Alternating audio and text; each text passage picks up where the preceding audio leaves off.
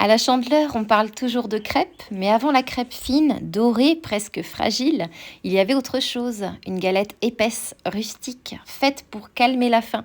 On l'appelait le matafan ou matefin, un nom qui ne triche pas. Cette recette remonte très loin, probablement jusqu'au Moyen Âge, et on en retrouve des traces pendant des siècles dans les campagnes françaises. En 1928, elle est encore bien vivante dans les livres de cuisine. Aujourd'hui, je te montre cette version-là, fidèle au texte ancien, avant de voir comment, avec le temps, le matafan est devenu beaucoup plus riche, plus sucré et parfois même festif. Alors, je commence par verser 250 grammes de farine dans un saladier. Alors, moi ici, j'utilise de la farine d'épeautre, mais historiquement, il faut le savoir, on utilisait très souvent ce qu'on appelait la farine noire du sarrasin. Donc. Et ça expliquera la suite, tu vas voir. J'ajoute une pincée de sel et je mélange tranquillement. Puis je commence à verser l'eau petit à petit, environ 220 millilitres d'eau, mais surtout sans jamais tout mettre d'un coup. Pourquoi ? Parce que selon la farine utilisée, épeautre, blé, plus ou moins raffiné, ou sarrasin, l'absorption n'est jamais la même.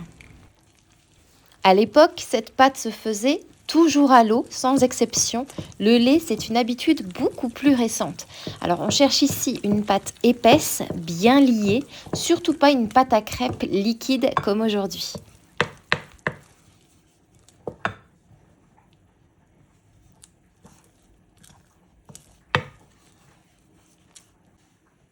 La recette indique 3 œufs. Alors moi, comme ils sont bien gros, j'en ai mis seulement 2. Je les incorpore un à un en mélangeant bien à chaque fois. Et ça aussi, c'est super intéressant historiquement. Les œufs n'étaient pas systématiques. Quand on en avait, on en mettait. Quand on n'en avait pas, eh bien, on s'en passait.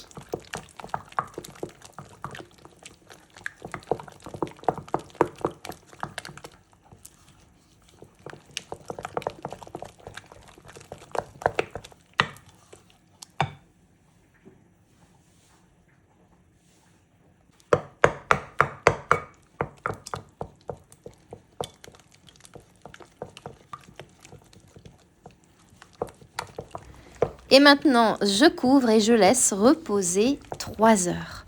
On peut aussi préparer la pâte la veille. Ce temps de repos est essentiel, surtout avec une pâte à l'eau.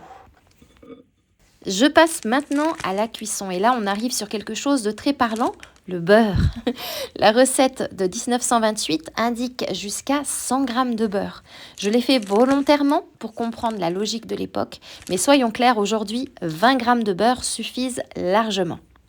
À l'époque, le beurre était très courant, souvent plus simple à utiliser que l'huile selon les foyers et surtout très nourrissant. Donc je coupe le beurre en petits morceaux et je le fais fondre doucement à feu moyen. Pendant ce temps, je prépare un entonnoir. Ce n'est pas obligatoire, mais ça permet d'obtenir une galette qui est bien nette et bien épaisse. Bien sûr, on peut aussi utiliser une louche ou une cuillère. Je te montre d'ailleurs les deux. Alors, quand le beurre est bien fondu et bien chaud, je verse une louche de pâte dans l'entonnoir directement dans la poêle. Je forme des cercles du plus grand au plus petit et je fais plusieurs passages, au moins 3, pour créer de l'épaisseur. Avec cette quantité de pâte, je fais 2 crêpes parce que ma poêle fait 18 cm de diamètre. Si tu as une grande poêle, tu peux aussi tout cuire en une seule fois.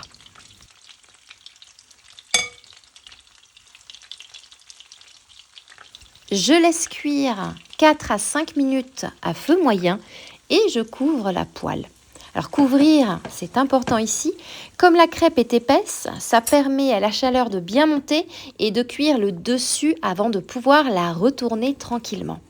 Au bout de quelques minutes, le dessous est bien doré, le dessus a commencé à prendre et là je peux la retourner sans l'abîmer et laisser cuire 4 minutes de plus. Et une fois bien dorée, je la retire et j'enlève l'excès de gras avec un papier absorbant.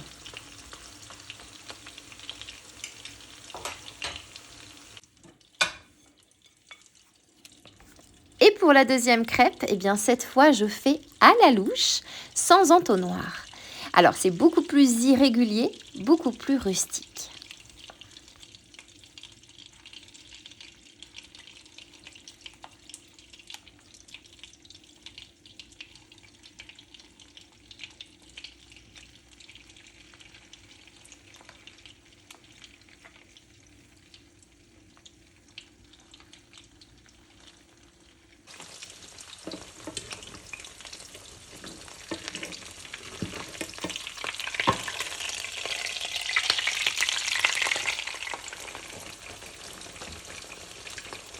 Et voilà, aujourd'hui bien sûr on peut la décliner avec des pommes, de la confiture, un peu de fleurs d'oranger en version sucrée ou salée. D'ailleurs là, je m'autorise un petit peu de sucre glace par-dessus.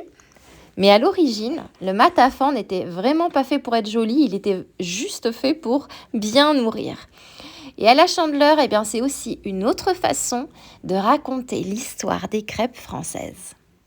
Et voici la version que j'ai faite ici avec des pommes. J'ai juste ajouté du sucre, à peu près 60 grammes de sucre. Alors j'en ai fait 2, attention. Et j'ai ajouté une pomme par crêpe que je mets au dernier moment.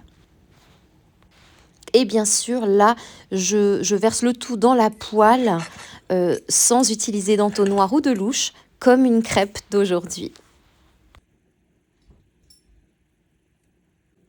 Et c'est vraiment ça que j'adore, une recette qui traverse les siècles et qui arrive encore aujourd'hui, toute chaude, dans nos cuisines. Bon, moi maintenant, il ne me reste plus qu'à te souhaiter une délicieuse dégustation.